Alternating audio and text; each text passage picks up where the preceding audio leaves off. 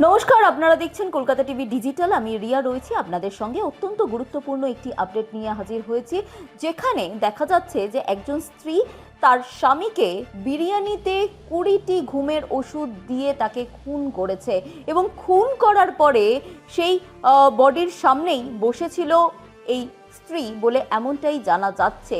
এবং যখন পুরো বিষয়টা জানাজানি হয় এবং পুলিশ যায় ঘটনাস্থলে, তখন কিন্তু স্ত্রীকে দেখা যায় যে তিনি ঘরের মধ্যেই রয়েছেন এবং স্বামীকে তাকে আনকনসিয়াস অবস্থায় পড়ে থাকতে দেখা যায়। এবং তদন্তে নেবে পুলিশ জানতে পারে যে বেশ কয়েকদিন আগেই তার যখন পিএম হয়, অর্থাৎ পোস্টমর্টম হয়, তারপরেই কিন্তু জানা যায় মৃত্যুর আসল কারণ, যেখান থেকে জানা যায় যে হোমিসাইডাল, অর্থাৎ তাকে ঘুমের ওষুধ দেওয়া হয়েছিল এবং তার কারণেই মৃত্যু হয়েছে অতিরিক্ত ঘুমের ওষুধ খাওয়ানোর জন্য। এবং সেই তদন্তে নেমে পুলিশ জানতে পারে যে 20টি ঘুমের ওষুধ দেওয়া হয়েছিল এবং বিরিয়ানির সঙ্গে মিশিয়ে দেওয়া হয়েছিল। তা খেয়েই কিন্তু মৃত্যু হয়েছে স্বামীর। এবং কেন তাকে খুন করা হয়েছে এই বিষয়ে যখন তদন্ত করতে যায় পুলিশ, তখন কিন্তু রীতিমতো চমকে ওঠে, যেখানে দেখা যায় যে 2007 সালে এই দাম্পত্য জীবন তারা শুরু করেছিল।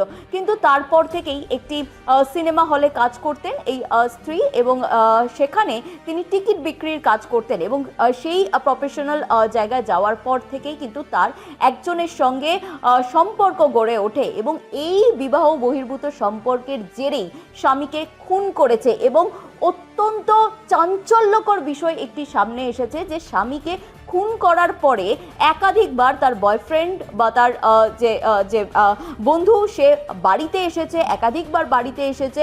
এবং বাড়িতে আসার পরে এই যে স্ত্রী স্বামীকে খুন করে তার বডির সামনে বসে একাধিকবার অশ্লীল ভিডিও দেখেছে এবং গোটা রাত ধরে যে সেই অশ্লীল ভিডিও দেখেছে তা কিন্তু কার্যত তদন্তে স্পষ্ট। কারণ পুলিশ যে টাইমিং দেখছে যে তার যে হাজব্যান্ডকে মারা হয়েছে এবং সেই মারা হওয়ার, তার মৃত্যু হওয়ার পরে তার বডির সামনে বসেই এই যে অশ্লীল ভিডিও দেখা, তারই ফোন থেকে, অর্থাৎ স্ত্রীর ফোন থেকে তার চ্যাট হিস্ট্রি এবং তার যে গুগলের যে হিস্ট্রি, সেই সমস্ত কিছু বার করে কিন্তু পুলিশ এমনটাই জানতে পেরেছে।